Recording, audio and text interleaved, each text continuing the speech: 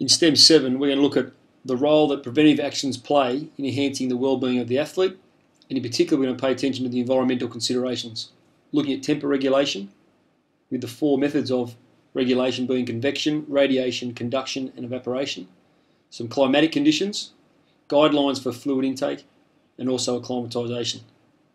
When we talk about temperature regulation, what we're looking at here is the core body temperature is 37 degrees Celsius, and it's making sure that we're regulating our temperature to stay within a safe range.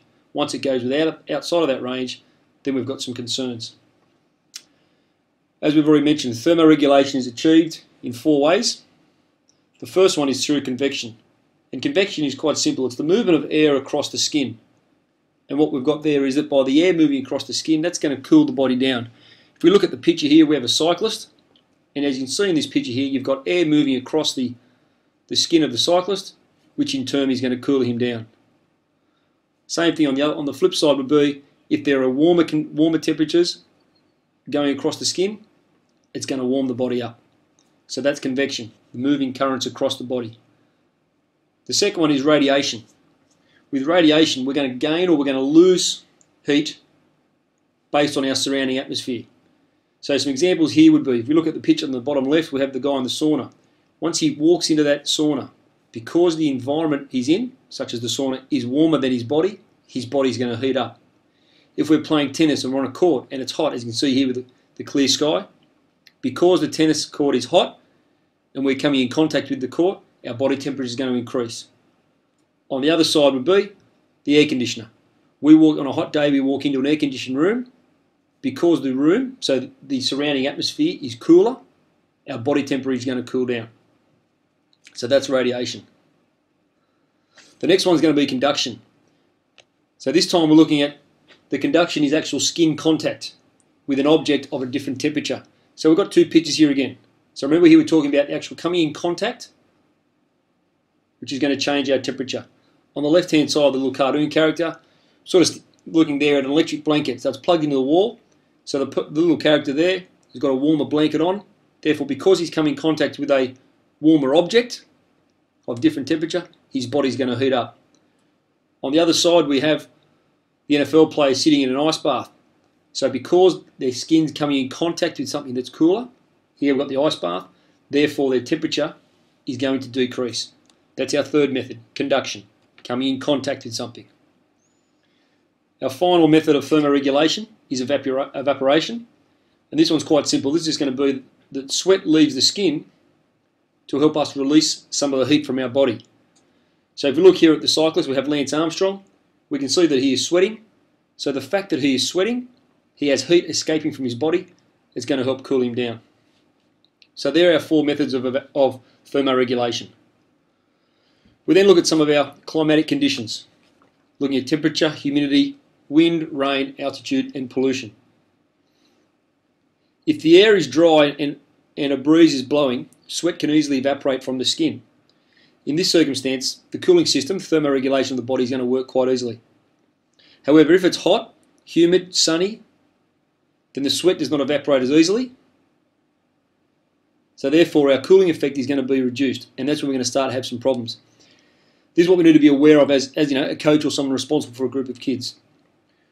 When air temperatures are above 25 degrees, caution is needed when exercising because we're going to lose the effect of thermoregulation. If it is quite hot and our body is starting to heat up, hypothermia can result. Hypothermia is a serious condition in which the core body temperature has risen dangerously high.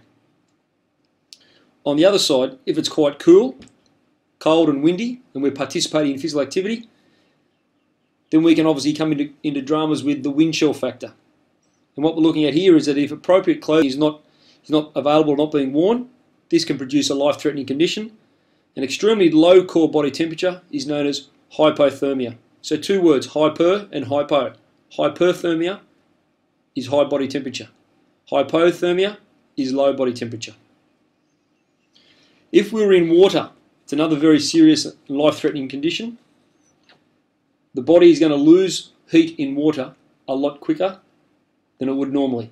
So it's something else we need to be aware of. This is why people in boat accidents, especially look at things over in the colder parts of the world, they've got a real quick recovery time, or they're going to obviously struggle with surviving the temperature. This following table here just shows the temperature and some of the associated risks and the management for different sports based on different temperatures. If we look over here on the left-hand side, we've got the first one being 15 to 20. The risk of heat illness is quite low. But if we progress straight down to the bottom, we've got 36 degrees and above. Then on the right-hand side, there's extreme chance of heat illness occurring. It can be very stressful for people. The idea here would be to postpone to cooler conditions or even cancel the activity. Again, from a coaching point of view, these things we need to be aware of to make sure that our athletes are going to be okay. We're now going to have a quick look at altitude and pollution. So any time we talk about altitude, we're looking at around 150 metres above sea level. At this level, the ability to perform physical work can be affected. We're talking short term about anaerobic isn't going to have too much of an effect on us at altitude, but the aerobic long-term performance, so endurance events, are going to really struggle in high altitude. This is due to hypoxia, which is a condition where an inadequate supply of oxygen is available to the body. So it's making us work a lot harder and breathe a lot harder. In this situation, a person would require more air in order to obtain the same amount of oxygen as would be attained at sea level. So because someone's performing it at a high altitude, Salt Lake City, Utah, therefore they've got to be working a lot harder for their breathing to get as much oxygen in because the oxygen isn't as dense and is less available to them. Someone's max VO2 can decrease with increasing altitude. And what is max VO2? Max VO2 is the maximum amount of oxygen that can be consumed by an athlete above sea level for a minute. When we look at pollution, the main concerns we have for pollution would be the function of the lungs.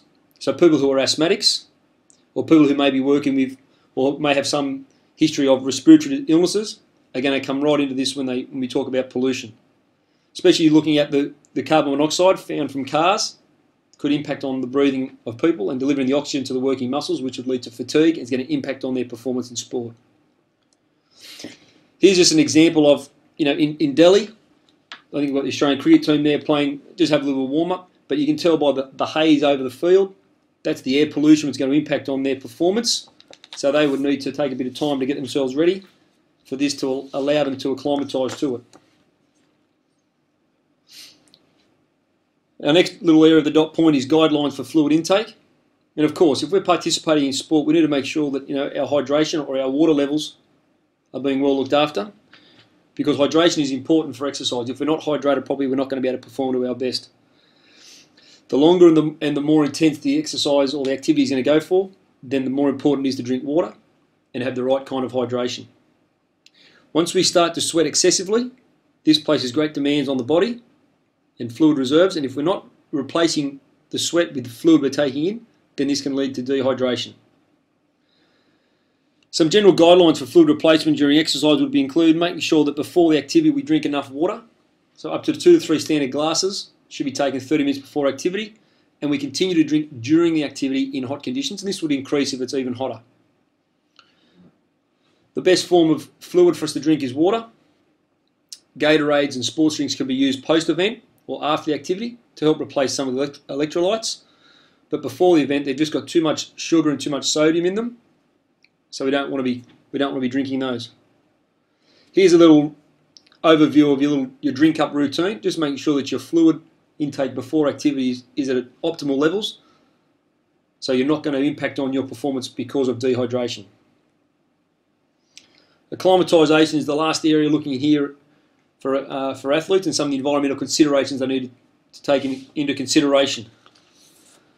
When we look at acclimatisation, if an athlete prepares to exercise under hot or cold conditions, they need to include a period of time where they're going to allow their body to adapt to the changes, especially if they're coming from a cooler area.